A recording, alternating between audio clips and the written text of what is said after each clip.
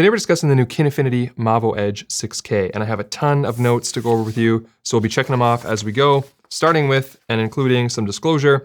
This is not final firmware, but I have received a few updates already for the beta firmware that have fixed minor bugs and added some functionality directly from Kinefinity that makes me feel like maybe they'll be on the ball when it comes to providing support through firmware for this product in the future, but that's just me theorizing based on my limited experience.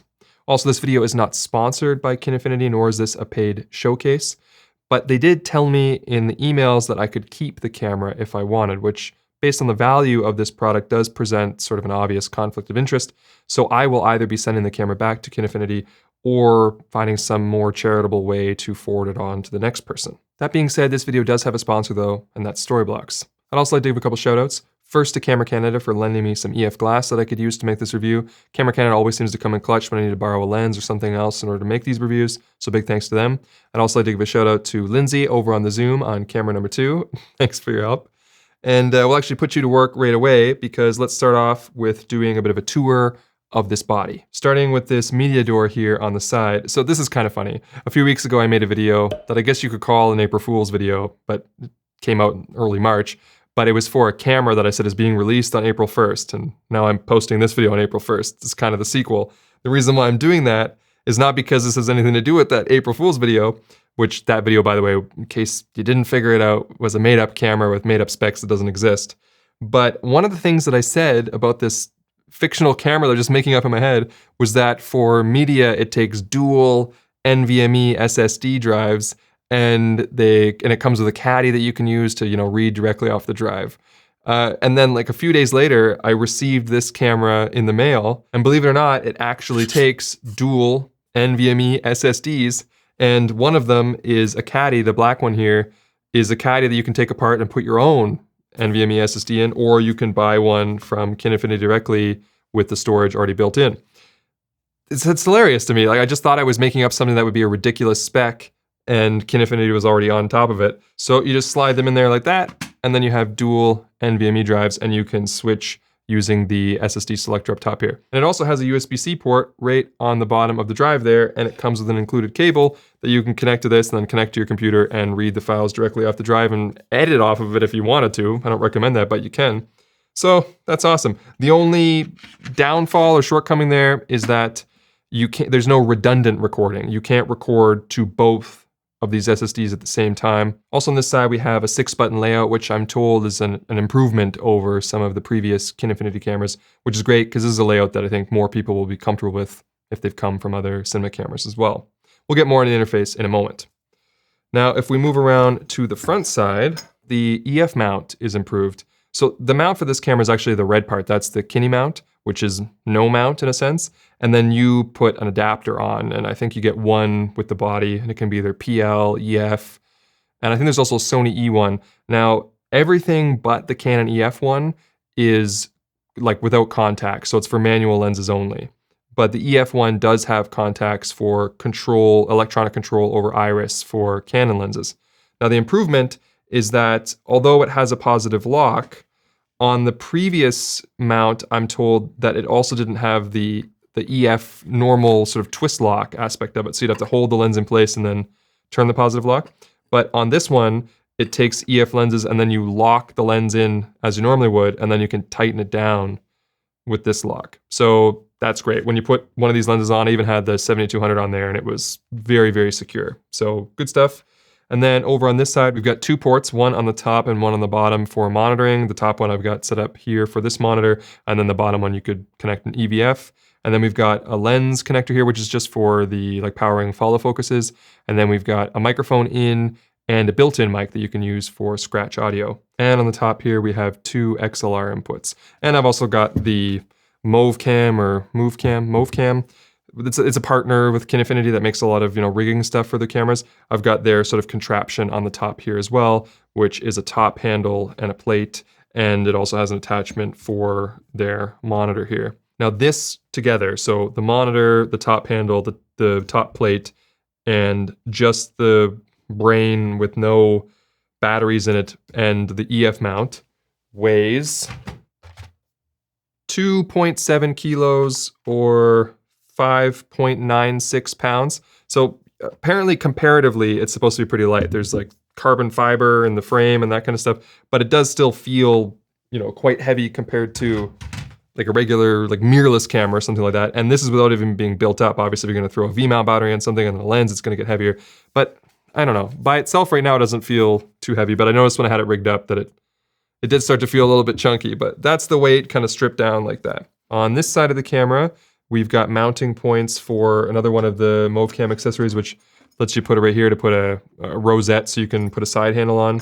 And then we've also got these EXT ports, which I'm told are gonna be for some future hardware add-ons like dongles or something that you can use to expand the connectivity of the camera. Over here, we've got Wi-Fi antenna, and it comes with a Wi-Fi antenna in the box. And then there's 2 SDI outputs, and then you've got Genlock here. And then I believe this is an RS out for power and a DC in 2-pin. The adapter cable for the DC did not come with my kit, so it might be an optional accessory they have to pay for. We've got a 3-amp D-tap out for powering accessories, and then we have sync and timecode ports and Ethernet, and then we have a USB-C port and headphone out. Now for USB-C, mine came with a flash drive that is a USB type A flash drive with a USB-C adapter on there, and that's what I was using to update the firmware. Now, keeping with the powering, as you can see on the back here, we've got a couple options. We have a sled for BPU batteries, and then also a V-lock situation on the back here. And obviously they work best with small compact batteries like these ones that I'm using here from Bebob. And the battery release is here, and the smaller battery release is for the internal BPU. I didn't try putting a sort of shallow BPU in the V-lock, I don't recommend that, but they do have a redundancy for power with this thing, which also comes from MAVO, which goes on the bottom, and there's some contacts behind this protector here that this attaches to, like that, and then this sort of becomes your rail base with dovetail on the bottom. It takes 2 of the smaller Sony L series batteries, you know, the 550 types, and you can slide those in here. And with 2 of those in there, you actually have a battery backup, which is pretty novel and cool because the way that it works is great, where when that's connected to the camera, it detects that it's connected, but it also detects the V-mount. And you can, without stopping your recording, you can take out the V-mount battery, and it just seamlessly automatically switches to the battery backup connected on the bottom without even stopping recording. And then you can put a fresh V-mount on, and then it switches back to the V-mount. I don't know how it sort of switches power without there being a blip or an interruption in the screen, but it does it. I've tested it a bunch of times. So this should prevent any kind of file corruption or, you know, loss of power if you're not running on mains as the backup. As far as overall power consumption, it might vary depending on how many accessories and whatnot that you have connected, but I would say a safe estimate is something around like 50 watts per hour. So if you've got a 150 watt hour battery, you can estimate about 3 hours. If you've got their 52 watt hour battery backup thing, it should get you an extra hour. So just estimate around 50 watts per hour.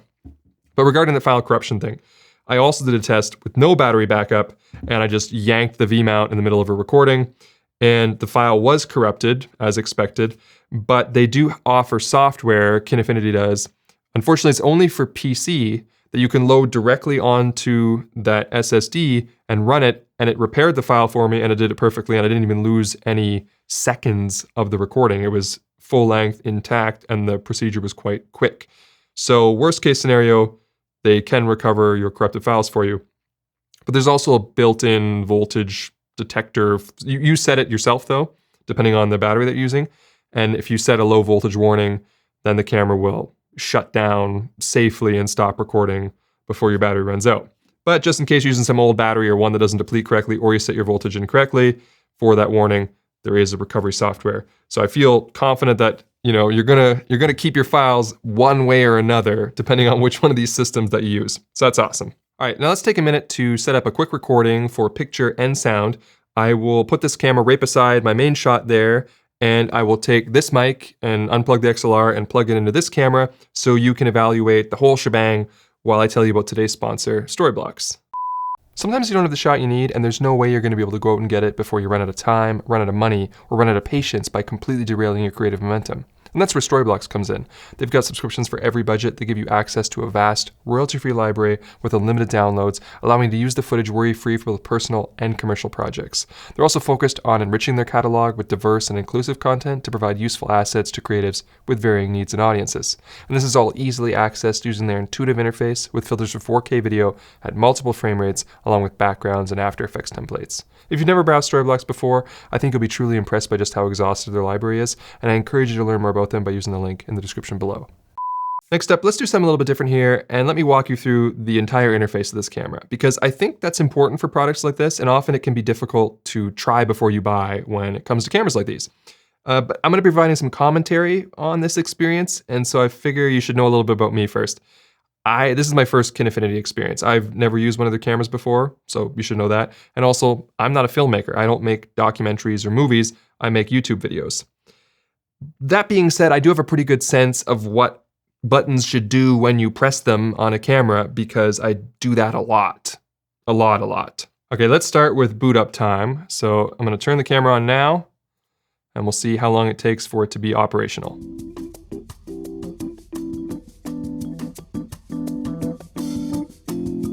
And now we've got it on the screen. So however long that took, I'll put it on the screen here somewhere.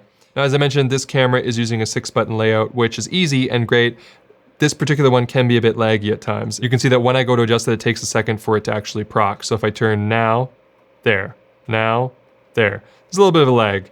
And it's like that with pretty much every button and function on this camera. These are pretty straightforward though. You've got your frame rate, you've got your iris, you've got your shutter angle, then ISO, and then the ND, and then white balance. And the ND, you can't just press it, you have to hold it for a second until it establishes the ND and it'll actually roll over in the shot, and then you can press it and adjust it.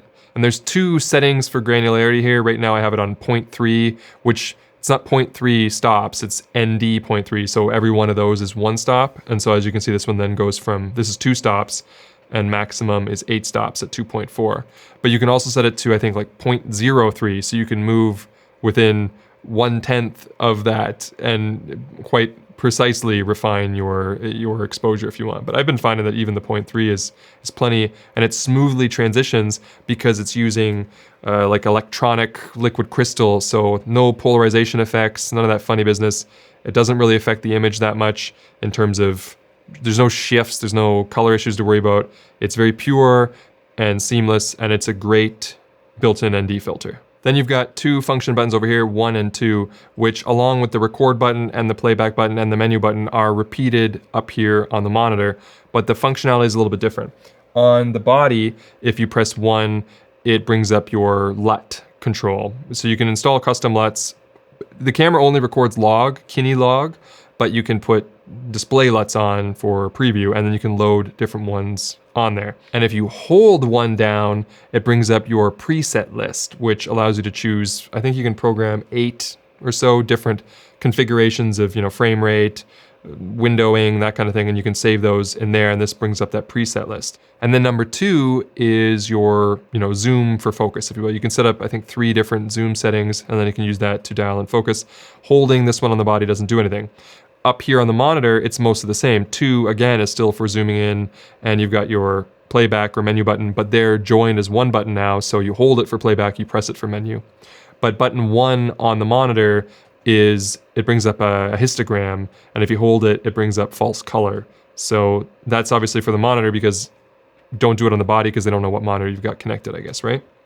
There's also a dial on the monitor and a dial here on the body. If you press this one in, it brings up the waveform, and if you press it in on the monitor, it also brings up the waveform. The issue though I have is that the dials kind of work opposite of each other, and it's sort of unintuitive.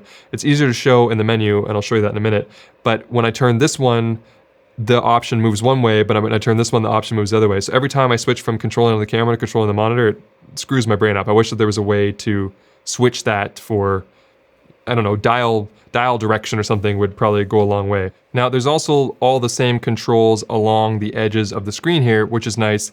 And it's pretty intuitive. You tap on the things and they automatically bring up the controls for them. But unfortunately, it is still a bit laggy as well. So if I tap something here, it brings up the options, but the options aren't you just tap on the next one. It kind of creates its own little dial that you have to sort of scroll through. And as you can see, there's a bit of a responsive problem with the scrolling, and it's often if you move too fast, then it overshoots and it takes a minute for it to do it, so you're constantly going back and forth to try to dial it in. This is a little bit better than when they first sent it, so maybe they're still working on updating it because one of the updates did make this more responsive, but it's definitely not perfect yet. And they also added in one of the updates some VU meters over here, which I think was something that's been lacking on Kinefinity in the past. And when I first got it, there were no VU meters. It's like, how am I supposed to set audio levels then? But now they have them, and intuitively, if you tap on them, it brings up some of your audio controls, which is great. And on the bottom here, I'm not sure if you can see it, but it actually has an electronic level, which is a nice touch, because even Canon cinema cameras still don't even have a level on their cameras, so that's nice to see there. Okay, now I'm actually gonna record the menu so I can show you what's in there, and we'll talk about each one of the important details. And this will also be a test to see how the SDI outputs work and if you can control the on-screen display information. But I am noticing now that you can also hear how much noise this camera makes when it's in standby mode. You do have control over the fan. This is the fan running when not recording. I have it set that it goes silent when you do record, and there is a temperature gauge on that screen. So have a listen right now. And then I'll press record. So this is the silent version of it. There's still a little bit of noise, maybe you can hear it. And then when we stop recording, that's the loud version of the camera. All right, so this isn't gonna work quite as planned. It does have overlays over SDI. As you can see here, it puts the same exposure settings and stuff on the top of the screen there, but it won't show the menu. When I press the menu button, the menu shows up here, but it won't show here. So I can't record the menu purely, so I have to record the screen, which isn't great, but something to know if you want to see your menus on a secondary screen, you cannot. So quick note here, you see the red outline on all the text on the interface? That's the focus peaking. Unfortunately, for some reason, the focus peaking also affects the user interface and not just the image inside. I turned it on to show this, but then I also noticed that it actually makes it easier to film the monitor because the monitor is quite bright, actually, which is a good thing for sunny weather, but it makes it hard to film it because of overexposure. So I put the red stroke on from the peaking, and it makes it easier to shoot it. However, I do find it kind of annoying that there's a red stroke from the focus peaking on all of the interface. I wish that it didn't do that. Okay, so this is the menu. It's a pretty simple 5-button menu. You can either access it using the touch screen, or you can use the dial over here. This is what I was talking about the dial being counterintuitive.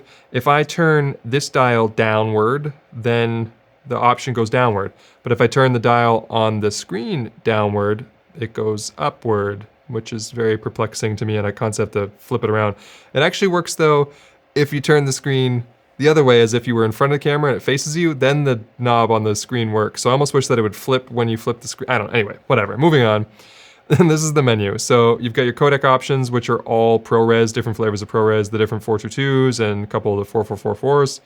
And then you've got your image format, which you have 4 options: full frame, Super 35, Micro Four Thirds, or Super 16. And these ones will window in as you choose them. They crop into the sensor. But when you choose, and each one will give you higher frame rates. But when you choose full frame, it doesn't matter which resolution you choose. So you can see right now I'm on 4K HD, so that's Ultra HD. But if you go all the way up to the 6K modes, or all the way down to the 3K modes, they're all using the full frame sensor, and so they're all just oversampling from the 6K image, which is great. There's a pro and a con to this though. So the pro is that you can go all the way up to 6K, 3x2, open gate, which is basically 6,000 by 4,000, and any image from that is going to be trimming off the parts you don't need and then oversampling the rest down. However, that means that your maximum frame rate at, say, 4K Ultra HD is the same frame rate as it would be at 6K. You don't get a boost unless you use Super 35 mode. But full frame 4K is still limited to the same frame rate. Now, speaking of those frame rates, if you go to the project here, you have a project frame per second, but this isn't what the camera is actually shooting in. You have to go up here to the FPS in the top corner and tap on that, or you can change it on the 6 button. And then this will show you what your maximum frame rate is for that mode, which in this case is 58. And I believe you can get double that if you crop in. You can get up to 112, I think. There's no 120. in the next regular mode. You can go higher the more you crop in, but you're basically getting just less than 60 or just less than 120 in the 16:9 modes. You can get more, I think, if you choose a 17:9 or DCI. Essentially, each resolution and windowing option has a different maximum frame rate, and so you're gonna have to know which one you can use when. It's not as clear cut as this one does 60, that one does 120. Each individual mode can get a few more frames here and there. Also in the recording menu, you've got control for time code, and then we've got exposure and custom. Now this one lets you can set a custom frames per second or a custom shutter angle if you want to like dial into the decimal point. And then let's talk a little bit about how the exposure is done. So there's two sensitivity modes. You can use ISO or EI, exposure index. And then this one actually has ISO highlight. So when you're in ISO, you can change the amount of stops that are in the highlights, like above middle gray. In EI mode, you can't. There's one specifically assigned to each exposure index value, and it'll change. So see how this one is at 6.0? Each EI will change this automatically. But when you set to ISO, you can choose how many stops in the highlights you want, which does actually have an effect depending on the shot that you're setting up. By default, the native ISO is ISO 800 with a recommended 6 highlight stops. The second native ISO is 5120. And then lastly, in the record menu, you've got your SSD, which now supports NTFS. I've heard that previous Kinefinity cameras didn't allow you to format in NTFS, which is a problem. You could only use them on like Mac OS or something. I'm not sure. Again, this is my first Kinefinity run through, but this one has NTFS recording. And also what I like is that when you record to the SSD, it doesn't just put your video file in there, it also includes the individual WAV files for the different audio tracks, as well as whatever LUT you used. It puts it all into a folder for you conveniently. It's a smart way to record. Maybe it takes up a little bit more space, admittedly, but I like it. Then we've got the monitoring option, which first off here, we've got white balance auto. This is the one that you press, which then you would put a gray card and then it would do white balancing. Now, unfortunately, this is the same problem that the FX9 and some other cameras do, which is that you can't actually select a target in the frame. It meters the entire frame for white balance, and if you don't fill the entire frame with your gray card, it does a bad job. Even if you had, say, the middle 60% taken up by your gray card, but then you had a blue light behind in the background, it's gonna go warm and try to compensate for the blue light. These types of white balance things are quite annoying, and I wish that all cameras would put whatever extra work is required to make a selectable reticle that you can say, that's my white balance target, please only evaluate that portion of the frame, because it presents problems, and it's a problem here as well. When you do fill the entire frame with your gray or white target, then yes, it does meter reasonably well, but it's still a bit of an inconvenience. I also wish that you could program function or like custom function buttons, because for instance, that white balance control, instead of every time I'd go back to the menu and refine it, go back in there, it'd be nice if I could set a button to, hold that becomes white balance auto. You can't, and maybe there's other functions that you wish you could do that too. So far, you can only do the ones that are set by default. Then for monitor setting, we can control our list of white balance available temperatures if you want to set the white balance manually. And then the zebras, this is something I want to talk about. So it has waveforms. There's 3 waveform sizes as well, but medium is the only one that makes sense. If you set it to the other ones, it stretches them weird, so I like medium. And the waveform works well, but zebras do not. There's something going on here. I believe in log, the clipping point that will show up on the waveform is around 80%. If you saturate like with a flashlight or whatever, you'll see the waveform sort of cut out at 80%. But if you set the zebras to 80%, the waveform, and then you expose, say, to the right to zebras 80%, the waveform hasn't hit 80%. So it doesn't match the waveform, and it doesn't match any other setting when you evaluate it in post either. I suppose theoretically setting the zebras to 99%, which is their highest setting, and then getting zebras to just appear most closely matches the 80% clipping point. So it's almost like 99% zebras is closer to 80% waveform, but that's just confusing, and the zebras just are not reliable. And I also find the difference between 85, 90, 99 is so minor that I don't really trust the zebras on this camera. But the waveform works, but I do think that the zebras need some work. And then you can change your shutter mode between angle and speed, and you can change the zoom ratios. Like I said, you can have 3 different ones on if you want, at 100%, 200%, and 800%. Now let's talk a little bit about audio.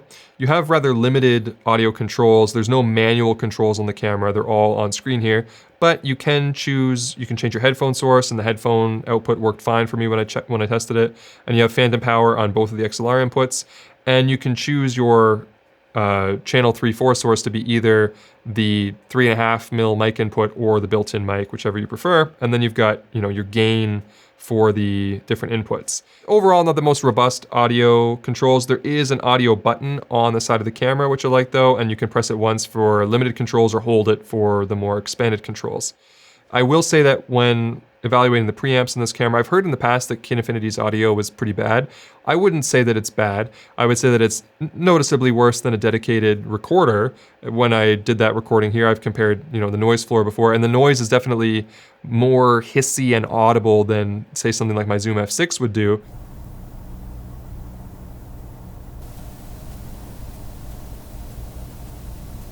But it's still usable. I wouldn't say that it's bad audio. It's just, it's not great, but it's good enough.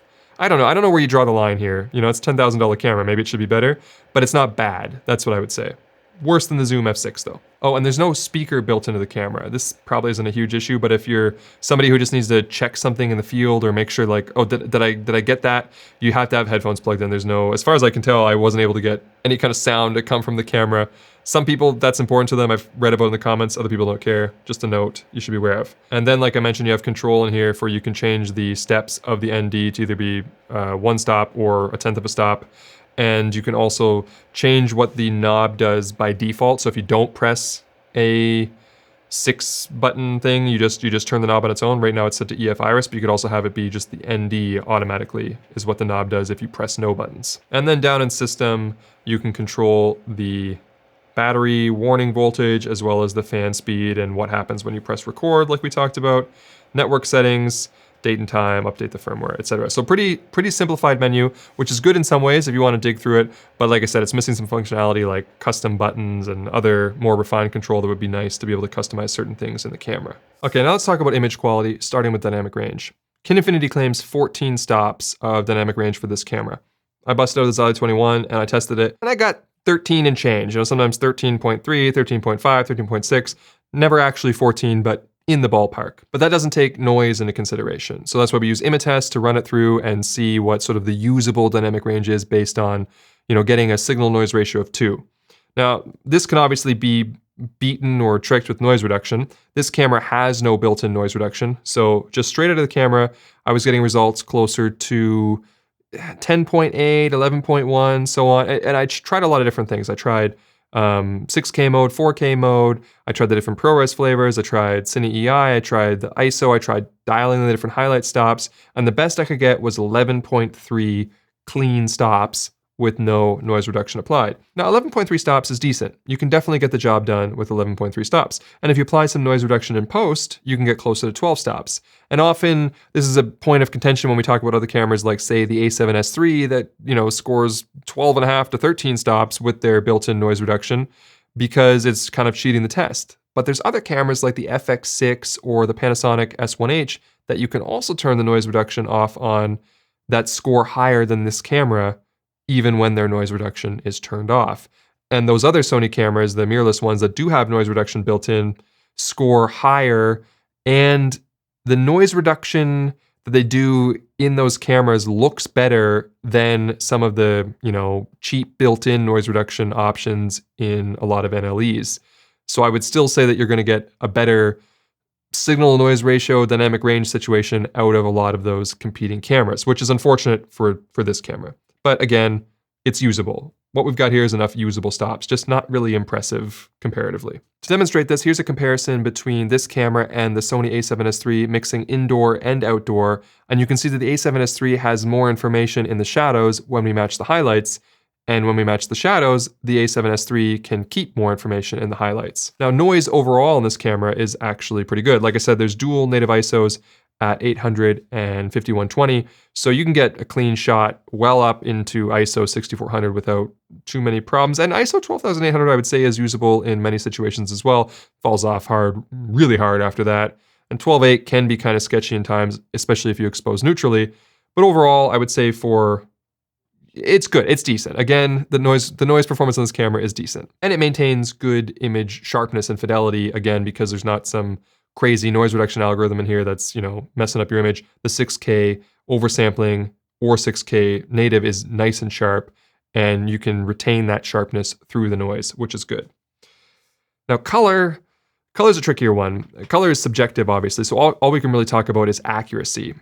This camera only shoots log, but it does include their neutral M or Neut M LUT that comes with it. It's the one that you can enable by default on the monitor if you want to see the image sort of in like a Rec 709 look, but there's no baked in 709 profile on this camera, which maybe is for the best because when it comes to accuracy, that LUT that they provide is not accurate at all. It seems like it's tuned for skin tones, and overly so. All the images that come out of this camera have a certain warmth to them, which can look quite nice on skin. And when we talk about color accuracy and lining things up on the vector scope, the skin tends to be right around where it should be with saturation and the reds and stuff that are okay. But all the other colors on the other side of the vector scope are completely undersaturated and have like no potency whatsoever. And some of the hues are quite off as well. And so even when you apply the LUT for Kinefinity, it doesn't really correct the image into a color accurate image. And I'm somebody who tends to like working from a starting point of a color accurate image and then applying whatever creative flavor you want on top of it. This camera, you have to first fix the image if you want to do that, unless you happen to really like the way Kinefinity's, if you like their look the way it is, then that's fine, good for you, and then you're ready to rock. And then maybe this is a good camera for you if you want less work in post, right? But if you're looking for an accurate image, there's work to do. Lastly, rolling shutter, again, pretty middling results. You know, if this was a few years ago, I would say, you know, for a full frame camera, it's reading out okay. There is some rolling shutter, but it's okay. But I guess for 2022, I was expecting from a $10,000 cinema camera in 2022, I was expecting better rolling shutter than just kind of like, yeah, that's kind of average, not too dissimilar to some of the other cameras I mentioned, maybe like the S1H or whatever.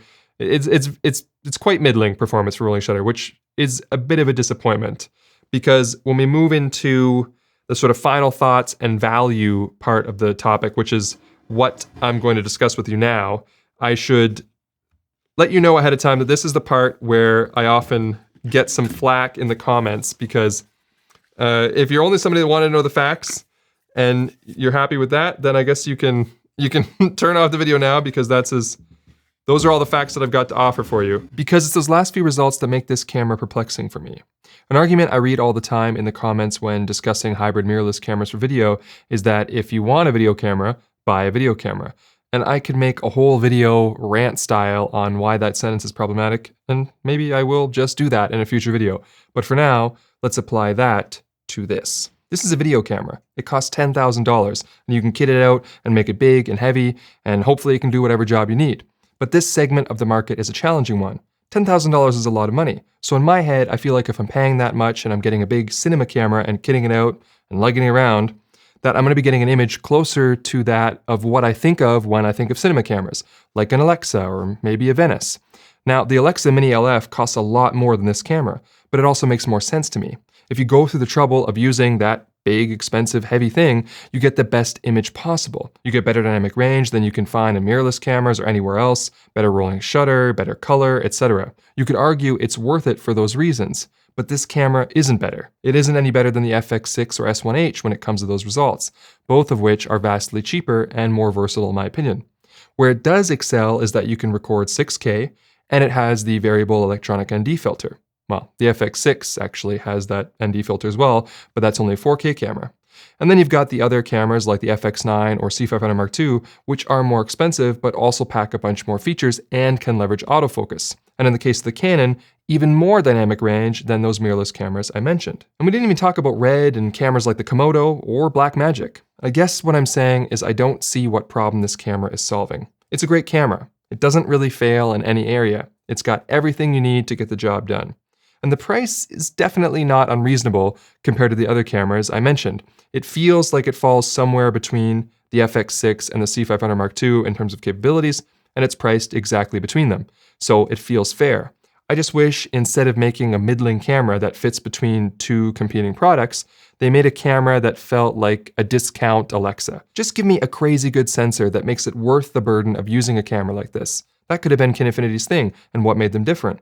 Instead, they built up a box, albeit a well-thought-out, feature-rich box, around a sensor that really isn't any better than you can get for sometimes half or even a third of the price elsewhere. All that being said, I'll repeat that I do think this is a good and very capable camera, and I can't imagine you being disappointed with it if you choose this for a project that fits within its capabilities. And in the words of Forrest Gump, that's all I have to say about that. All right, I'm done.